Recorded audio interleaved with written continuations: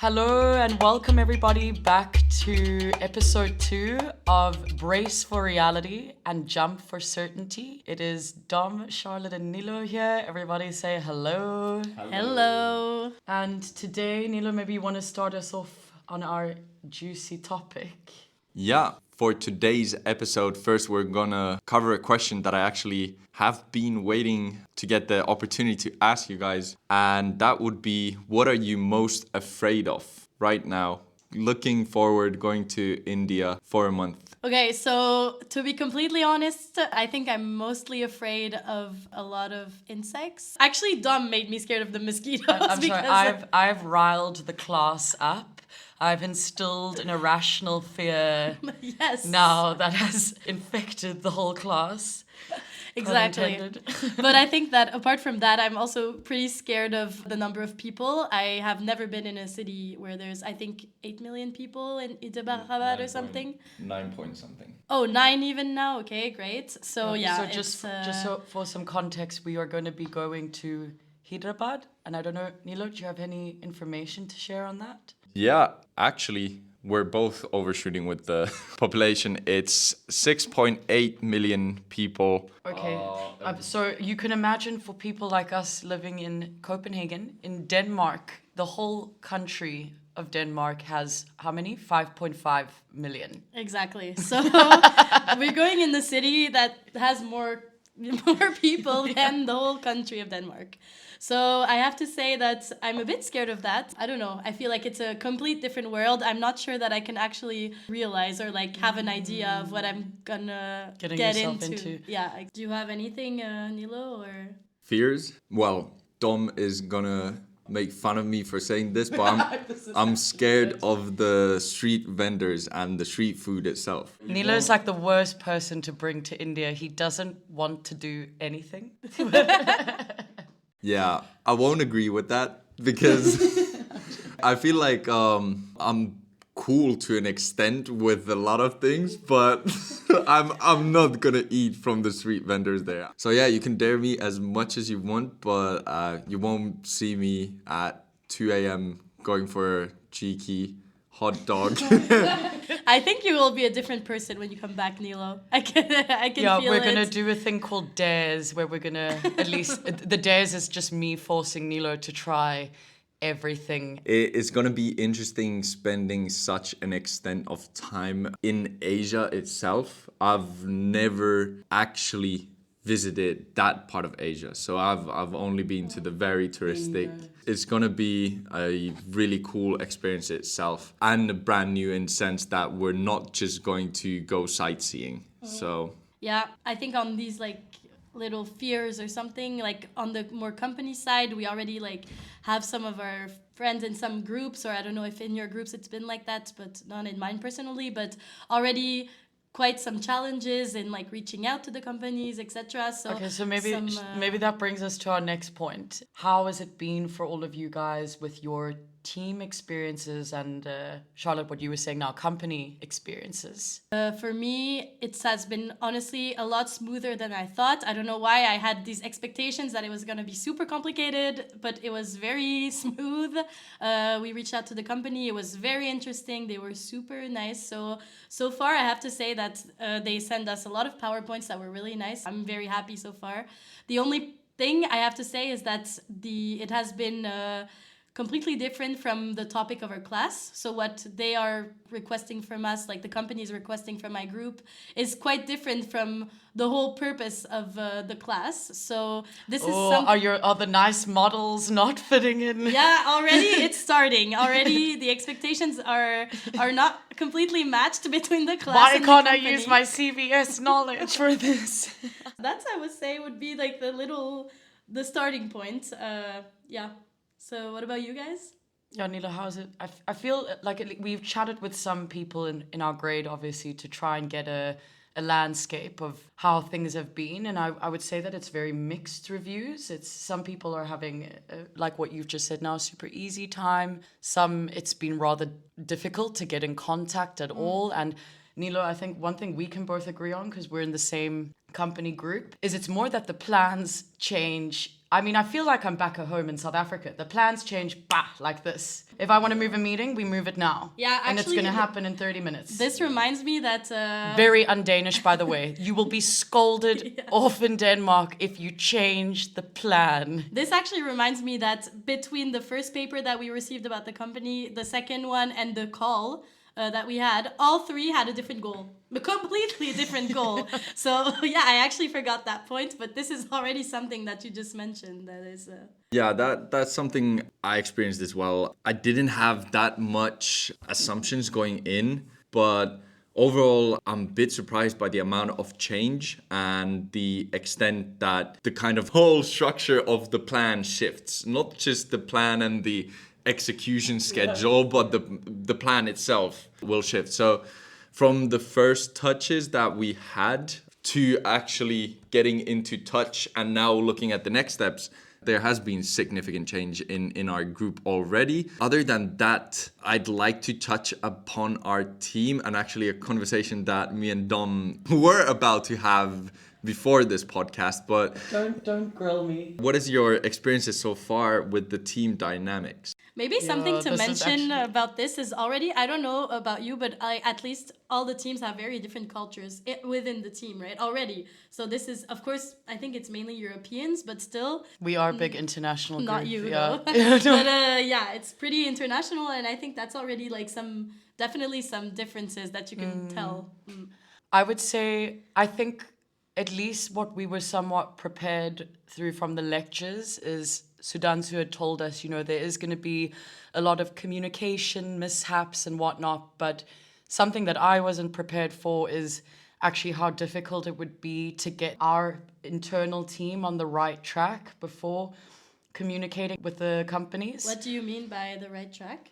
I think we obviously have to be a united front and have our things in line and in order before we reach out to the companies. And I think especially being a student in Denmark, we all have very intense schedules and we're all very individualistic in a sense. We prioritize, it's my student job, I have to go to work today, I have to do this. And it's quite hard to gather people and get people to meet even in person or get people on the same track. That's been a big challenge for me. One thing that our teacher advised us to do, and I think we often neglect this, is he was like, I need you to become friends with your team before you go to India. And our group actually met up for some beers and a nice social time this weekend. And I think that our team dynamic is so much better after that. Yeah, it is something that really needs to be taken into account, is that it's not purely just a internship or a professional relationship among the group. There has to be friendship there as well.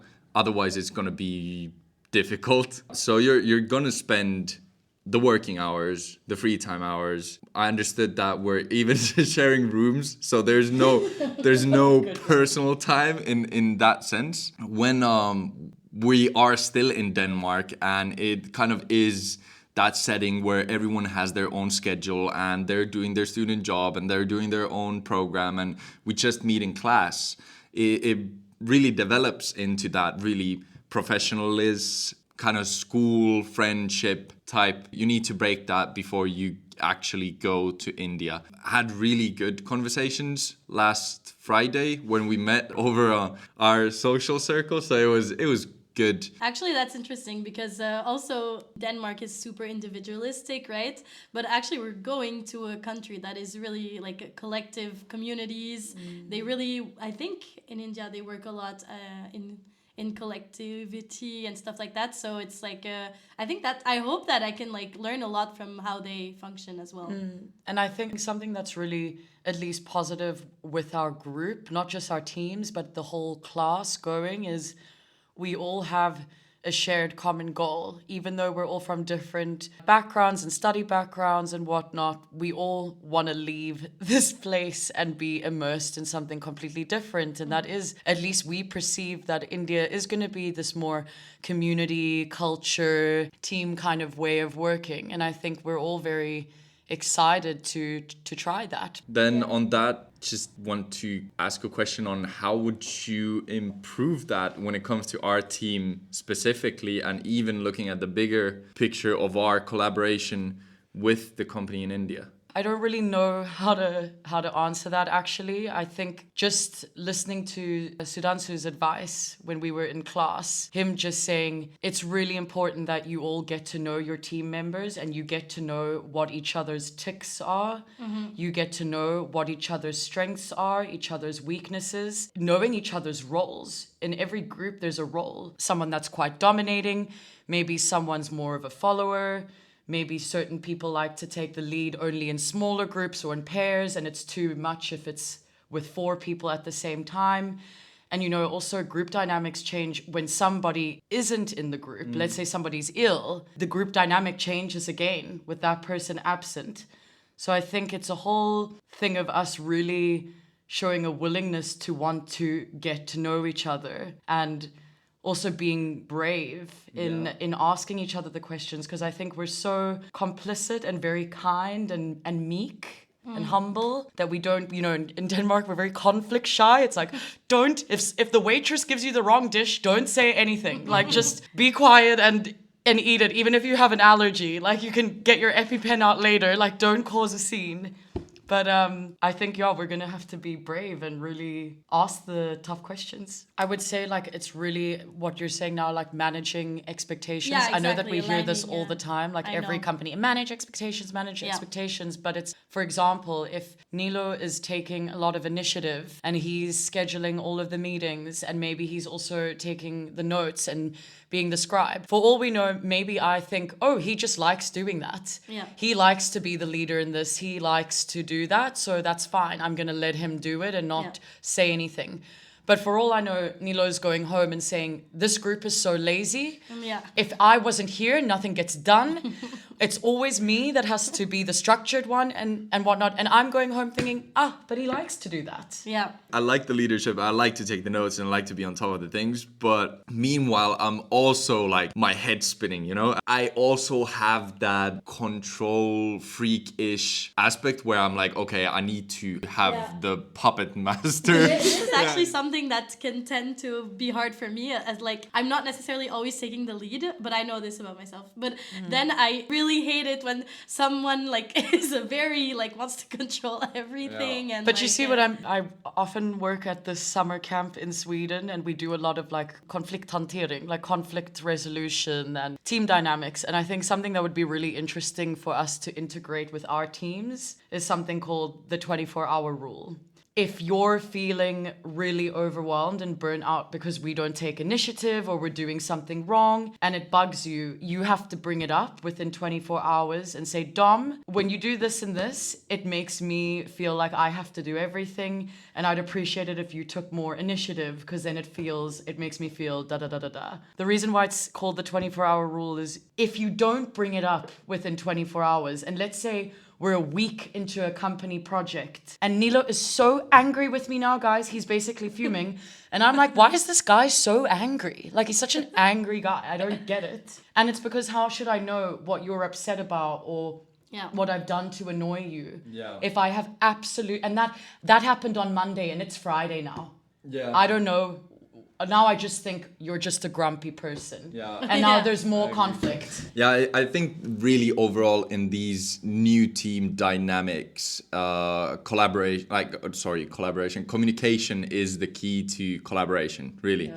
Because you have to be transparent. I would say communication, but also comprehension. Yeah, but you have to be transparent, you know, about what's going on a personal level as well. How are your perceptions on the project itself? So that is something of tremendous value, I think, overall to the whole progress of the thing. And what I want to ask further from you guys based on this whole conversation is that if we could get some predictions on either team dynamics, collaboration with our selected companies in India. Our biggest challenge as teams and with the companies, I think it applies to both. Everyone that's in this course and that's in CBS, everyone's a smart person, I would say. But we like to stay in our silos if we're unable to actually put in willingness to listen and take time to comprehend what each person wants or what they're saying, all of this amazing knowledge is not going to go anywhere. It's just going to get stuck in the people.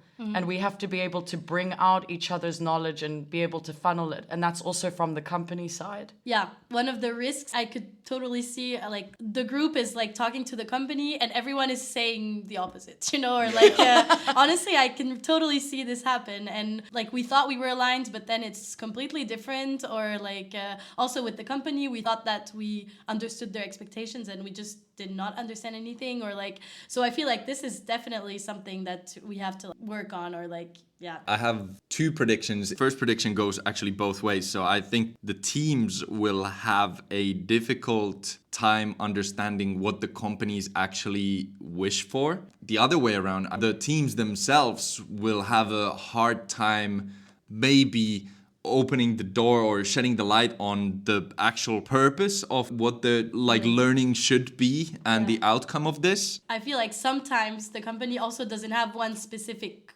point that they want to, or at least from what I experienced so far, not one specific goal that they want. It seems like it can be very broad, right? Yeah. I could definitely see this happen in this case, and then we have to like break down to some smaller. I think like you saying that now, it's in university we're so used to coming up with the solution. And when we write these academic papers and we do all these projects, we always focus on that part, the solution. But what you're just saying now, it sounds like the communication aspect, it needs to be so frequent. It can't be one meeting with the company. Okay, this is what they want. We work on something and give it back. It's going to have to be this back and forth, back and forth. We have this. What do you think about this? Are we on the right track? Is this in line? Yeah, in sync, it has to happen on the team level as well, because the team has to agree on what to actually put back and forth between themselves and the company. And personally, I don't have a lot of experience with the communication side of things. I'm used to working very statically. Often you write exams alone, or even if you're in a team, you're only working as a pair or whatnot, and you're studying the same thing, you agree on it. But the whole process of actually having to align with your whole group of 5, along with the whole company, it's going to be an interesting process of how we execute I it. agree. That leads to my second prediction. I think at least half of the groups going into India will have some sort of internal friction. I'm talking like good old time school trip drama going around. Everyone's a kid at heart at that point. Everyone will have some internal friction, but I also think that everyone will come back and be pretty close and pretty good friends. But again, remember what we said, that knowledge, it's not in isolation, knowledge has pride. And I think I never underestimate the knowledge within people. I honestly, our group, this whole grade, being able to chat with everyone and listen to everyone's opinions in class, I think everyone is so knowledgeable. It's so interesting to be working with our grade. But that's not what I underestimate. It's actually, how are we at collaborating? Yeah. When do you realize, Dom, maybe you should stop talking right now and actually just listen? One of the interesting things for me is to see how the class itself will unite outside of those groups. When we were put into those groups, we were just standing in the line and you were pointed at a corner. That was at Sudhanshu's will, you know, you are now a part of this group. I don't even know what he based those decisions on. Random selection. So you get a corner, right, and that's your team. I've been very communicative in comparison with my own group, comparing then to the whole class. I barely know the majority of the class itself, but our group, I feel like we're welding together in a sense. Yeah. So it's going to be interesting to see how that develops overall as a course dynamic as well.